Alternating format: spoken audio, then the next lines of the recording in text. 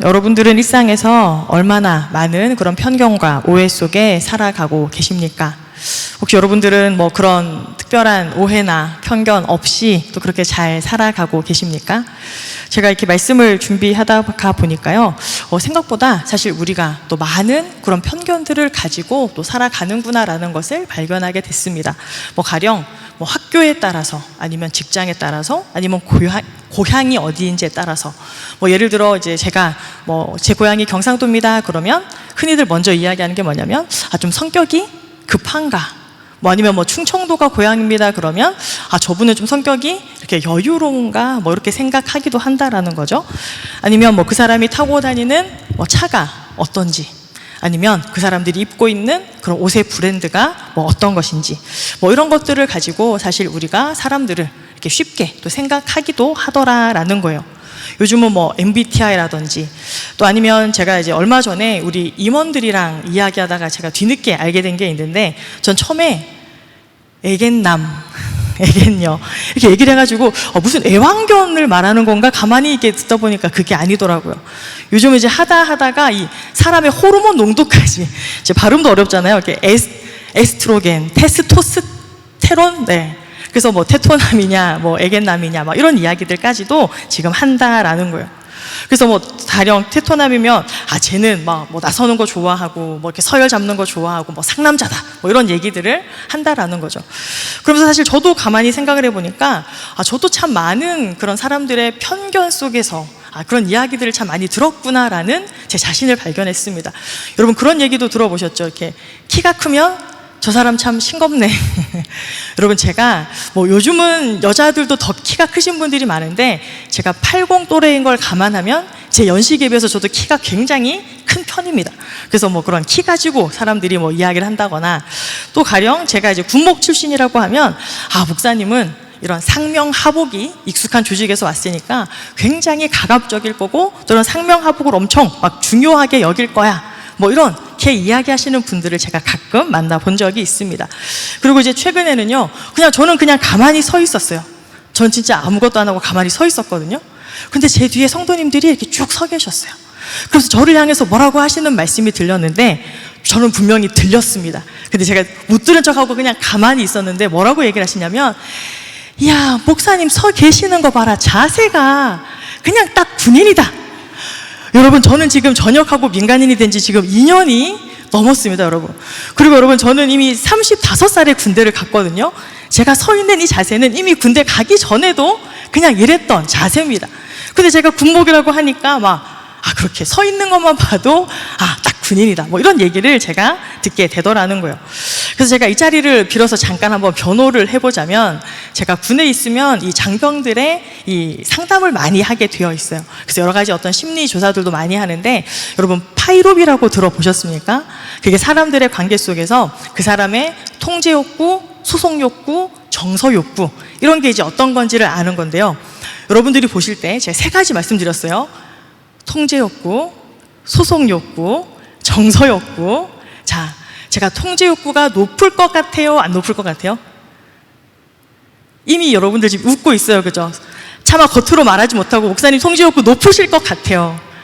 그 다음에 군에 있었으니까 소송 욕구도 엄청 강할 것 같아요 라고 생각하시는 분들이 있는데, 여러분 놀랍게도 저는요, 소송 욕구도 별로 그닥 높지가 않아요. 여러분 저는 이미 이 교회도 나름 조직 생활이잖아요. 이 조직에 오래 몸담고 있었지만 사실 어떤 소송 욕구도 높지 않고요, 통제 욕구는 거의 0에 수렴합니다. 이게 무슨 말이냐면 자유로운 영혼이라는 거예요. 남들이 어떻게 하든지 사실 크게 상관이 없는, 누군가를 통제하고 내 어떤 뜻을 의사를 관철시키고 하는 일에 사실 별 관심이 없는 그런 사람이라는 거예요. 근데 그런데도 불구하고 그냥 사람들은 제가 갖고 있는 어떤 그런 배경, 군목을 또 한 8년이나 했으니까 이럴 것이다 저럴 것이다, 또 딱 봐도 이렇게 체형도 굉장히 이렇게 이 기골이 장대하고 이렇게 하다 보니까 이럴 것이다 저럴 것이다 생각을 많이 한다라는 거예요. 근데 여러분 사실 많은 사람들이, 저도 마찬가지고요, 사람들을 볼 때 사실 그 사람이 진짜 어떤 사람인가 그 속내면들을 다 알기 전에 그냥 각자가 가지고 있는 어떤 기준들을 가지고 그냥 쉽게 단순화해서 다른 사람들을 판단하고 또 상대를 내가 갖고 있는 어떤 프레임 안에 그냥 재단하려고 하는 그런 습성들을 많이 가지고 있구나라는 것을 발견하게 되었습니다. 여러분, 이것이 우리가 이 땅에서 그리스도인으로 살아가는 하나님의 백성들이지만 또 세상 사람들이 갖고 있는 그런 문화들, 또 세상이 가지고 있는 그런 사람을 평가하는 그런 많은 가치관들을 사실 우리가 그대로 갖고 있는 모습들이 있구나라는 그런 것을 보여주는 반증이죠. 그런데 여러분, 지금 우리가 이 야고보서를 계속 읽고 있는데요, 이렇게 비단 사람의 겉모습을 보고 판단하는 것은 이 시대의 일만이 아니었다라는 겁니다. 이 야고보 사도가 있었던 그 초대교회 당시에도 똑같은 문제가 교회 안에 있었다라는 겁니다. 오늘 우리가 읽었던 말씀을 보니까요, 이 회당, 지금으로 이야기하면 이 교회 안에 반짝이는 반지를 낀 사람이 들어오면 사람들이 그 사람을 딱 보고 그 차림새, 그리고 손에 반지가 껴있는 것을 보고, 아, 저 사람은 높은 지위에 있는 사람, 높은 신분의 사람, 또 부자일 것이라 생각하고요, 좋은 곳에 앉으라고, 그냥 어서 오시라고 그 사람을 이렇게 초대하면서 모셨다라는 거예요. 근데 반대로 이런 남루한 옷차림을 갖고 이 교회에 오는 사람, 회당에 오는 사람이 있으면 그냥 뭐 어디에 앉든지 상관이 없고, 아니면 그냥 서 있으라고 이렇게 면박 주듯이 그렇게 사람을 대하는 문제가 있었다라는 겁니다. 여러분, 근데 혹시 기억하십니까? 우리가 야고보서를 시작할 때 이때 당시 초대교회의 성도들은 대부분 경제적인 형편이 어땠냐면 가난한 사람들이 많았습니다. 왜냐하면 예수를 믿는 이 문제 때문에 실제적으로 어떤 사회에 진출하거나 경제활동을 하는데 심각한 불이익을 받는 경우가 많았기 때문입니다. 그런데 여러분, 놀랍지 않습니까? 본인들도 그 로마 주류 사회에서 그렇게 소외되고 제외당하고 배제당해서 자기들도 가난하고 또 굉장히 소외받고 어려운 그러한 처지에 있었던 이 초대교회 사람들이었는데, 그 교회 안에 들어오는 사람들의 그런 어떤 재력을 가지고 이렇게 사람을 판단하는 모습들이 이 교회 안에 있었다라는 것. 그래서 야고보 사도는 이 문제를 굉장히 심각하게 지적하죠. 이렇게 이 겉모습을 바라보고 그 사람의 옷차림을 보고 행색을 보고 이렇게 차별하는 그 문제, 그것은 악한 생각으로 사람을 판단하는 분명한 죄다, 그렇게 지적을 하고 있습니다. 자, 여러분, 우리 5절 말씀을 같이 한번 다시 읽겠습니다. 5절 말씀입니다. 시작. 내 사랑하는 형제들아, 들을지어다.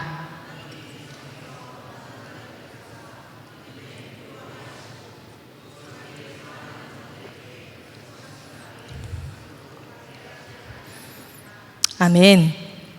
여러분, 그런데 구약 성경에서부터요, 하나님은 항상 어떤 사람들에게 더 특별한 사랑을 갖고 계셨냐면 늘 이렇게 가난한 사람들, 그 사회에서 소외받고 어려웠던 당시 사회적인 약자에 대한 관심을 하나님께서는 많이 갖고 계셨습니다. 여기 5절도 보니까 하나님이 세상에서 가난한 자를 택해서 믿음에 부요하게 하셨다. 또 자기를 사랑하는 자들에게 약속하신 하나님의 나라마저도 그 가난한 사람들에게 상속하게 하셨다. 이 약속의 말씀을 근거로 이야기합니다. 여러분, 여기서 이야기하는 이 가난한 자라고 하는 것은 단순히 이 돈이 없는 사람 말을 이야기했던 것은 아닙니다. 여러분, 특별히 구약 성경에 보면 하나님께서 특별하게 돌보셨던 그런 사회적 약자들이 있습니다. 고아, 과부, 나그네, 그리고 이렇게 일용직 노동자. 이분들의 공통점이 무엇이냐면 그 스스로의 힘만으로는 이렇게 살아갈 힘이 없는 그런 사람들을 대표하는 것이죠. 즉, 타인의 도움이 없이는 그냥 생존 자체가 불가능했던 그런 존재들에 대해서 하나님은 특별한 사랑을 가지고 계셨다라는 것. 그래서 여러분, 유대인들은 하나님의 이런 특별하신 관심과 사랑을 모르지 않았어요. 특별히 늘 가난한 자들을 잘 보살펴야 한다는 것은 그들이 이미 몸에 배어 있었던 그런 하나님의 특별한 가르침이었습니다. 그런데 그럼에도 불구하고 이 초대교회 성도들은 왜? 또 자기들도 지금 똑같이 그 로마 사회에서 차별받고 소외되고 그렇게 이 가난한 자로 살아가고 있음에도 불구하고 왜 그렇게 가난한 자들을 차별하는 그 태도를 가지고 있었는가? 여러분, 이 문제는요, 이 야고보서를 처음 시작할 때 말씀드렸던 이 가치관의 문제라는 겁니다. 이때 당시 초대교회 이 성도들은 로마 제국의 그 주류 사회의 그런 가치, 로마 사회의 그런 어떤 이야기가 흘러가는 현실의 한복판에서 하나님의 나라의 그 이야기를 가지고 하나님의 백성으로서의 그런 가치관을 가지고 살아가야 하는 그런 현실 한가운데 있었던 그런 성도들입니다. 그래서 야고보 사도는요, 그러한 현실 가운데 하나님 나라의 가치관을 가지고 어떠한 이 현실의 어려움이 있든지 간에 하나님 나라의 이야기를 잘 써내려 가십시오. 그러한 초대장으로 이 야고보서를 우리에게 쓰고 있다라는 겁니다. 그런데 지금 이 야고보 사도가 이야기하고 있는 초대교회 성도들의 모습은 어떤 모습입니까? 이 야고보 사도가 그렇게 우려하고 걱정하고 염려했던 것, 그 모습이 지금 고스란히 보여지고 있는 것이죠. 지금 이 초대교회 디아스포라 교회들에게도 이 로마 제국의 세계관이 고스란히 젖어 있는 모습을 지금 발견하게 되는 것입니다. 즉 교회 공동체 안에 이 제국의 가치관, 이 세상의 그런 어떤 가치들이 고스란히 들어와 있다라는 거죠. 자, 그런데 여러분, 이 부의 문제는 사실 지금도 굉장히 또 많은 심각한 어떤 문제들을 야기하고 있지만, 이 고대 사회였던 로마 사회에서는요, 이런 어떤 돈이라든지 자원이라든지 아니면 어떤 지위, 어떤 기회를 얻는 것, 이것이 굉장히 소수에게만 이렇게 특정되어 있었던 그런 사회였습니다.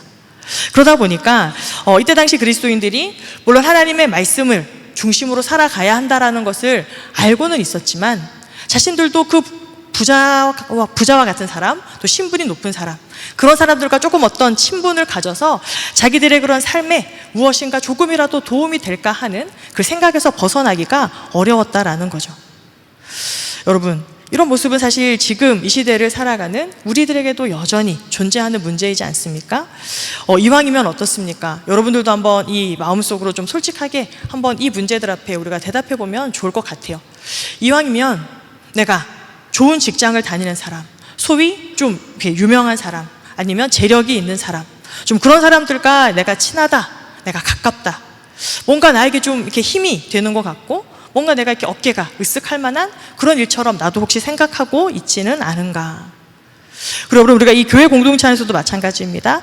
뭔가 좀 이렇게 성격이 활발하고 되게 우리 막 눈에 띄고 이런 우리 지체들을 보면, 저 지체들이 우리 공동체의 리더로 적임자가 아닌가, 혹시 쉽게 그렇게 생각하고 있지는 않은지, 그냥 조용히 또 이렇게 묵묵히 자기의 일을 하는 사람은 그냥 우리 눈에 잘 띄지 않고 그냥 우리도 은근슬쩍 그런 어떤 지체들을 이렇게 좀 외면하고 있진 않은가? 우리도 한번 우리 마음속에 있는 우리의 어떤 가치관, 우리가 가지고 있는 세상을 보고 또 사람들을 바라보는 그런 렌즈들을 한번 좀 우리가 객관적으로 냉정하게, 또 무엇보다 하나님의 말씀에 근거해서 한번 돌아볼 수 있는 오늘이 되었으면 좋겠습니다. 그런데 여러분, 지금 이 초대교회 안에 있었던 이 문제는 단순히 어떤 돈이나 지위에 관한 그런 문제가 아닙니다. 사실 이 안에는요, 더 근본적인 문제가 담겨 있다라는 겁니다. 그것은 바로 하나님의 자녀라고 하는 이런 확고한 그런 정체성과 천국 시민으로서의 그런 자신의 그런 영광됨을 제대로 누리지 못하면 결국은 그런 세상의 기준으로 흔들릴 수밖에 없다라는 것을 우리에게 계속해서 말씀하시는 거예요. 여러분들, 예수님께서 사역하셨을 때 이 별명이 있으셨습니다. 혹시 먹탐포질이라고 하는 별명을 들어보셨습니까? 줄임말이거든요, 여러분.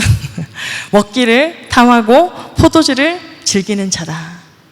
예수님께서 늘 오셔서 그때 당시 사람들이 저 사람들은 죄인이야 라고 외면했던, 늘 그 사람들과 가까이 가서 식사의 교제를 나누시고 또 그들과 함께 먹고 또 즐기는 그런 모습들을 이제 조롱하면서 사람들이 붙였던 그런 별명입니다. 그런데 여러분, 우리라면 사실 주변에서 내가 나름 열심히 사역한다라고 하는데 나에 대한 평가를 먹탐포질, 그냥 먹는 거나 좋아하고 포도주를 즐기는 자다, 이렇게 나의 사역들을 그렇게 평가한다면 우리는 어떡할까요? 겉으로는 나 신경 안 써, 괜찮아 라고 하면서도 집에 가면 자꾸 뭔가 생각나고, 내가 뭘 잘못하고 있는 건 아닌가? 문제가 있는 건 아닌가? 내 스스로를 자꾸 생각하게 될지도 모르잖아요. 그런데 예수님은 어떠셨습니까? 정말 전혀 그런 어떤 사람들의 조롱과 이야기들에 개의치 않으셨다라는 거. 왜 그렇습니까? 하나님의 본체이시고 또 하나님의 아들이시고 또 하나님께서 하시는 그 사역이 어떠한 사역이라는 것을 너무나 분명히 알고 계셨기 때문에 그런 사람들의 말에 전혀 흔들리지 않고 또 주님께서 가고자 하셨던 그 길들을 그렇게 걸어가셨다라는 사실입니다. 사랑하는 여러분, 우리가 그리스도인들이라고 하면서 자꾸만 세상 사람들처럼 우리도 그냥 사람들이 가지고 있는 그런 기준으로 사람들을 평가하고 판단하는 그 이유가 무엇일지 우리가 한번 좀 곰곰이 생각해 봤으면 좋겠습니다. 자신의 어떤 자존감을 세상의 그런 기준에 우리가 자꾸 맞춰서 보다 보면 우리도 모르는 사이에 우리도 나보다 약해 보이는 사람들을 차별하게 되어질 수도 있고, 또 그 가운데 그런 모습들을 통해서 어떤 우월감을 느끼게 될 수도 있고, 아니면 때로는 나도 그런 어떤 세상의 가치 따라서 이렇게 소외되거나 차별받지 않으려고 하는 그런 어떤 자기 방어의 그런 기질적인 그런 모습들을 우리도 갖게 될 수 있다라는 사실입니다. 사랑하는 여러분, 결국 이 차별이라고 하는 것은요, 이 정체성을 잃어버린 사람들에게 나타나는 그런 자기 방어 기제 같은 또 그러한 요소라는 거예요. 그래서 이 야고보서는 오늘 우리에게 이렇게 다시 질문하는 겁니다. 우리 1절 말씀 다시 한번 같이 읽겠습니다. 네, 형제들아, 영광의 주 곧 우리 주 예수 그리스도에 대한 믿음을 너희가 가졌으니 사람을 차별하여 대하지 말라. 아멘. 너희가 진짜 하나님의 자녀라면 왜 아직도 세상의 기준 앞에 그렇게 흔들리고 또 다른 사람들을 차별하느냐? 즉 하나님의 자녀와 이 차별이란 단어가 공존할 수 없다라는 것을 우리로 다시 한번 깨닫게 해주시는 그런 말씀입니다. 그런데 여러분, 우리의 현실은 어떻습니까? 우리가 살아가다 보면 지금도 이 너무나 우리가 살아가는 사람들이 있는 그 모든 곳에는 어떻게 보면 이런 차별이 존재하는 것처럼 보이기도 하죠. 우리는 계속해서 고민해야 됩니다. 그럼 우리는 어떻게 하나님을 믿는 백성으로서 세상 사람들과 다른 그런 가치관들을 가지고 세상의 기준들로 사람들을 바라보지 않고 살아가야 하는가? 여러분, 제가 군목으로 사역할 때 있었던 일입니다. 여러분, 군대라는 조직이 어떤 조직일까요? 예, 이 계급이 존재하는 그런 조직이다 보니까 사실 계급이 모든 것을 다 결정한다라고 해도 과언이 아닌 그런 곳이 바로 이 군대입니다. 그래서 저도 물론 목사지만 그래서 군대에 임관할 때는 이 대위라고 하는 이 계급을 가지고 이제 군대에 임관하게 된 것이죠. 근데 처음 임관을 하게 되면 이 군목 선배님들께서 후배들에게 늘 해주시는 조언이 하나 있습니다. 뭐라고 얘기하시냐면, 군종 목사는 이등병보다 높지 않고 장군보다 낮지 않다는 것을 늘 기억하라. 우리에게 그렇게 이야기를 해주십니다. 이게 무슨 말이냐면, 군인과 목사라고 하는 이 두 정체성의 균형을 잃지 말라라는 거예요. 물론 계급은 우리가 낮죠. 계급은 낮지만 우리가 목사라고 하는 이 정체성을 가지고 이 군 안에서 힘들고 어려워하는 그런 장병들을 위해서 또 기꺼이 나설 수 있고 또 그들을 보호하고 도와주는 그 임무를 잊지 말라라고 하는 그런 이야기입니다. 그래서 저도 이제 처음 임관했을 때 선배님들로부터 들었던 그 얘기를 또 사역 내내 마음속에 새기고 또 사역했던 기억이 있습니다. 그런데 제가 사단에서 근무했을 때 일입니다. 여러분, 사단은 이제 이 투스타, 사단장이 이렇게 지휘하는 부대인데요. 그때 마침 제가 그 사단으로 처음 발령받았을 때 그때 사단장님이 집사님이셨어요. 여러분, 이 사단에서 이 사단장, 지휘관이라고 하는 것은 사실 이 모든 사람들이 이 사단장님을 되게 어려워하는 이제 그런 분이 되는 거죠. 그런데 이 집사님이 이제 주일날 이제 교회를 오시잖아요. 어떤 일들이 벌어질까요? 여러분, 군대 교회이지만 여러 이제 일들이 벌어지는 거예요. 일단 사단장님 집사님이 딱 들어오시면 우리 이 부대 다니시는 우리 간부 집사님들도 여러 가지 반응이 나타나는 거예요. 자, 처음에는 어떻게, 일단 인사를 어떻게 할까요? 군인들이니까. 집사님이 교회 오시면 뭐 자연스럽게 이렇게 거수경례를 이제 하시는 분들이 막 있습니다. 그러면 이제 집사님은, 나 지금 이제 오늘은 이렇게 집사로 오는 거니까 그냥 이렇게 편하게 이렇게 인사하라고. 근데 여러분, 이 투스타 그 집사님이 편하게 해 라고 한다고 해서 군대에서 정말 편하게 하기가 쉽지 않다는 거죠. 그런데 우리 집사님께서 실제로 너무나 감사하게 교회에서는 그렇게 집사로, 그래서 우리 이렇게 병사들에게도, 우리 용사들에게도 굉장히 이렇게 편안하게 또 이렇게 인자하게 또 대해주셨고, 저도 마찬가지입니다. 저도 물론 이 부대에서는 이렇게 대위로 우리 이 사단장 집사님을 만나지만 또 교회 안에서는 또 목사로 만나는 거기 때문에 또 제가 제일 씩씩하게 인사합니다. 집사님 오시면 뭐라고 인사할까요? 집사님 안녕하세요. 제가 이렇게 인사를 이제 해야, 이제 그러면 막 이제 옆에서 막 계속 웅성웅성 하는 거죠. 목례를 해도 되나? 그래도 경례를 해야 되는 게 아닌가? 이제 그러면서도 이제 계속 우리가 이 하나님 안에서 만난 이런 가족이라는 것을 이제 계속 같이 이렇게 나눠가는 그런 경험들을 했던 기억이 있습니다. 그래서 이 군대라고 하는 그런 조직 안에서도 이 하나님 나라의 그런 질서들이 잘 드러나는 그런 특별한 공동체를 경험할 수 있는 곳이 또한 이 군인 교회였다라는 겁니다. 여러분, 이 야고보 사도가 이야기하는 것들도 사실 이것과 크게 다르지 않습니다. 여러분, 우리가 세상은 여전히 차별과 이 서열을 가지고 이렇게 사람들을 평가하고 그렇게 흘러가는 그런 곳이지만 이 교회 공동체, 또 그리고 우리가 함께 모여있는 이 하나님의 백성들은 이 새로운 정체성을 가지고 또 그렇게 살아가야 한다라는 그 도전을 우리에게 하고 있는 겁니다. 여러분 속으로 이런 생각이 들 수 있죠. 사람을 겉모습으로 이렇게 판단하는 것이 도대체 뭐 그렇게 심각한 죄입니까? 우리는 원래 본성이 약한 그런 죄인이지 않습니까? 이렇게 반문하고 싶은 분도 있지 않습니까? 그런데 이 야고보 사도가 계속해서 우리에게 권면하는 그 이유는요, 그렇게 판단하는 기준이 단순히 세속적이기 때문에 그렇게 하지 말라, 그것을 이야기하는 것이 아닙니다. 성경은 우리에게 훨씬 더 중요한 이유를 우리에게 알려줍니다.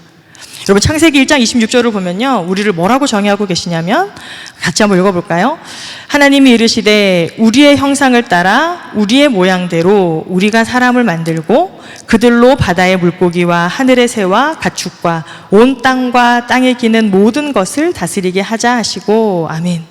성경이 우리의 정체성을 무엇이라고 규정하고 있냐면 하나님의 형상으로 지음받은 존재다, 그렇게 분명하게 이야기를 하고 있습니다.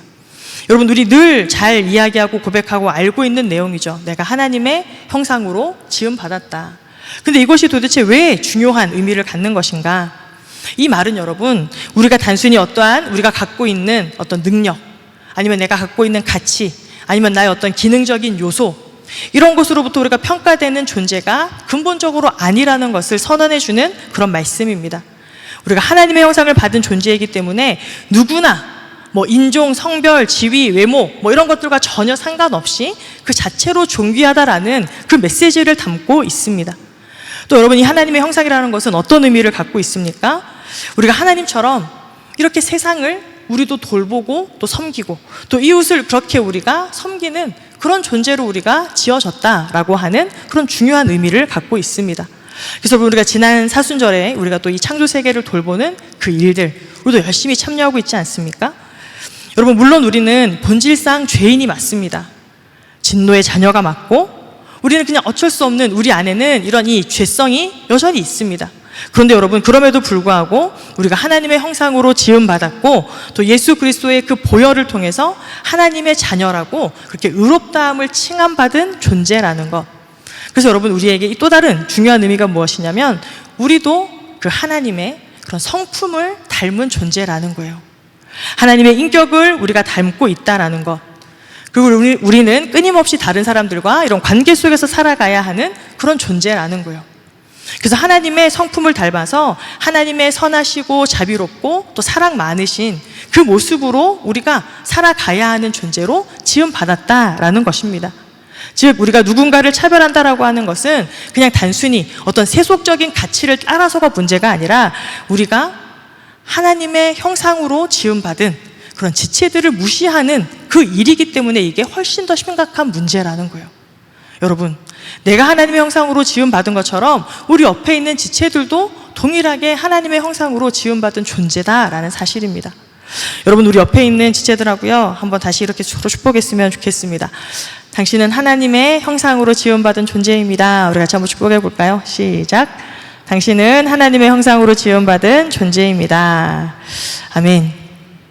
여러분 세상은 그래서 자꾸 끊임없이 어떤 사람의 기능으로, 그 사람이 갖고 있는 능력으로, 스펙으로 자꾸 그 사람을 이렇게 사용하려고 하고 줄을 세우려고 한다라는 거예요. 그런데 여러분 성경은 그렇게 우리를 그런 존재라고 칭하지 않는다라는 겁니다. 우리의 가치라는 것은 세상이 말하는 어떤 그런 물질적인 지표가 아니라 우리가 어떠한 이야기를 따라서 살아가느냐, 그것으로 우리의 이 가치를 평가한다라는 것.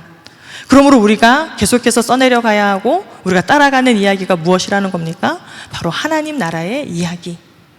성경의 가치관을 우리는 계속해서 따라가고 또 그것들이 이 땅 가운데서 살아내기 위해서 애쓰는 그런 존재로 부름받았다라는 사실입니다.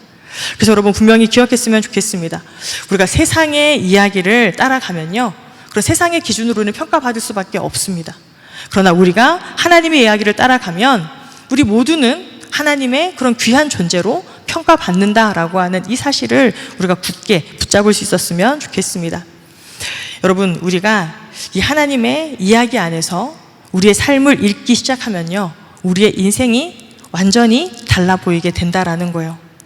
하나님께서 내게 주신 그런 재능, 또 나에게 주신 그 모든 것들이 단순히 세상에서 내가 어떤 존재인지를 증명하기 위해서 그렇게 쓰여지는 것이 아니라 하나님이 누구신지를 세상에 드러내고 또 나라는 존재를 하나님이 이렇게 지으셨다라고 하는 그 하나님의 놀라운 비밀을 발견하는 그런 기쁨들을 알아가게 된다는 거예요. 바라기는 사랑하는 여러분, 우리 모두가 이런 기쁨들을 발견하면서 살아가는 우리 청년들임 되시기를 주님의 이름으로 축복합니다. 여러분, 오늘 말씀은요, 마지막으로 우리가 그렇게 차별하지 않는 하나님의 그런 어떤 형상을 가진 그런 존재들의 그런 가치를 발견하고 살아가라는 것을 이야기하면서 마지막으로 우리에게 다시 하나 강조해주는 말씀이 있습니다. 그것은 무엇이냐면, 우리가 이 세상의 기준으로 사람들을 바라보고 우리가 그렇게 할 것이 아니라 하나님께서 우리에게 주시는 이 또 다른 기준, 바로 긍휼이라고 하는 기준을 잊지 말 것을 우리에게 알려주고 있습니다. 우리 13절의 말씀도 같이 한번 읽어볼까요? 시작. 긍휼을 행하지 아니하는 자에게는 긍휼 없는 심판이 있으리라. 긍휼은 심판을 이기고 자랑하느니라. 아멘. 여러분, 성경이 말하는 긍휼이라는 것은요, 단순한 동정심이 아닙니다. 우리의 삶으로, 우리 행동으로 실천해내야 한다라는 거예요. 차별과 판단을 멈추고 연약하고 또 소외받고 있는 그런 지체들을 우리가 존중하고 품어주는 그런 구체적인 실천을 성경이 이야기하는 긍휼이다, 그렇게 이야기하는 겁니다. 그리고 그렇게 할 때 바로 이 하나님의 나라가 이 땅 가운데 실현되어지는 그 일들을 우리가 목격하는 것이죠. 그래서 여러분, 우리도 이 말씀 앞에 또 하나님께서 우리에게 주시는 그런 도전이라고 생각하고 이렇게 살아내기 위해서 우리가 애썼으면 좋겠습니다. 예수님도 여러분 일전에 이렇게 말씀하셨죠. 마태복음 25장 40절의 말씀입니다. 같이 읽을까요? 임금이 대답하여 이르시되 내가 진실로 너희에게 이르노니 너희가 여기 내 형제 중에 지극히 작은 자 하나에게 한 것이 곧 내게 한 것이니라 하시고. 아멘. 여러분, 그런데 이 말씀을 들을 때요, 그래, 우리가 이렇게 해야지, 예수님도 그냥 말씀하셨으니까 그냥 우리 주변에 있는 소외된 자, 약한 자, 작은 자를 섬겨야지, 어떤 당위로, 의무로만 생각할 것이 아니라 우리가 먼저 생각해야 될 것이 무엇이냐면, 저와 여러분이 먼저 하나님으로부터 그런 엄청난 긍휼을 받은 사람이라는 것을 기억해야 된다는 사실이에요. 여러분, 우리는 이 죄로 인해서 사실 죽었던 자들입니다. 그런데 하나님의 그런 무한하신 긍휼과 사랑으로 하나님의 자녀가 되는 은혜를 입었습니다. 그래서 우리가 형제를 대할 때 항상 이 사실을 먼저 기억해야 된다는 거예요. 예수 그리스도의 그 보혈로 우리가 그 심판대 앞에 서야 되는데 그 심판대 앞에 서지 않고 주님의 은혜로 용서받는 그 은혜를 받았다라는 것. 그렇기 때문에 우리도 끊임없이 우리 이웃들에게 우리가 받은 이 긍휼을 흘려보내야 된다라는 것. 이것을 야고보 사도는 8절에서 이렇게 이야기합니다. 너희가 만일 성경에 기록된 대로 내 이웃 사랑하기를 내 몸과 같이 하라 하신 최고의 법을 지키면 잘하는 것이다. 사실 이 많은 율법들이 있지만 예수님께서 오셔서 우리에게 주신 바로 이 세 계명, 서로 사랑하라 라고 하는 이 계명이 모든 율법 중에 가장 최고의 법이고, 그렇기 때문에 우리가 이것을 잘 지키면 사실 나머지 모든 율법도 지키는 것과 똑같은 이치다라는 것. 그렇기 때문에 사랑하는 여러분, 오늘 주님의 이 말씀을 우리가 마음속에 다시 한번 새길 수 있었으면 좋겠습니다. 우리가 먼저 긍휼 받은 자로 이 긍휼을 계속해서 우리의 이웃들에게 흘려보냈으면 좋겠고, 또 주님께서 우리에게 이 말씀하신 것, 그 긍휼, 우리의 사랑으로 또한 이어져야 한다라는 것. 근데 여러분, 이 성경에서 이야기하는 이 이웃을 사랑하라, 또 너 자신을 사랑하라, 이 말의 그 의미와 하나님께서 우리에게 말씀하시는 그 의미는 이게 다르다라는 것. 네. 어떻게 보면 이 세상에서 또 우리에게 이야기하는 이런 이 자기 자신을 사랑하라라고 하는 것은 그냥 어떤 자기 자신의 좀 어떻게 보면 다른 말로 이렇게 표현해 보면 이렇게 좀 스웩을 가지면서 이렇게 좀 주눅들지 않고 좀 당당하게 살아가라, 이런 메시지를 가지고 있는 것이라면, 하나님께서 우리에게 말씀하시는 자기 자신을 사랑하라라고 하는 이 말은 지금 내 자신의 모습이 불완전하다 할지라도, 내가 지금 앞으로 어떠한 길을 걸어갈까 여전히 염려하고 고민하고 있는 그러한 모습이라 할지라도, 하나님은 내가 더 나은 존재가 되지 않아도, 더 많은 것들을 가지지 않아도 나를 사랑하신다라고 하는 이 사실을 기억하는 것, 이것이 세상에서 이야기하는 그 사랑과 다른 출발점이라는 사실입니다. 그러므로 사랑하는 여러분, 우리가 좀 담담하게 이렇게 좀 고백할 수 있었으면 좋겠습니다. 나는 아직 부족하지만 하나님의 자녀이기 때문에 나는 여전히 존귀한 사람이다. 그리고 나는 아직 준비 중에 있는 그러한 사람이지만 하나님의 긍휼과 영광 안에서 지금도 이미 충분한 사람이다. 그리고 내가 나를 존중함을 통해서 또 내 이웃들을 나는 존중할 수 있다. 내가 내 상처와 내 부족함을 품어줌을 통해서 다른 사람의 상처도 품어줄 수 있다. 이러한 생각들을 좀 우리 마음속에 품을 수 있었으면 좋겠습니다. 이러한 사랑을 가지고 우리가 이 땅 가운데서 살아갈 때 이 땅 가운데에서 우리가 하나님의 나라의 백성으로 살아가는 그런 연습들을 하는 것이고 또 천국을 미리 경험하는 또 그런 삶을 살아가는 그런 존재가 될 줄로 믿습니다.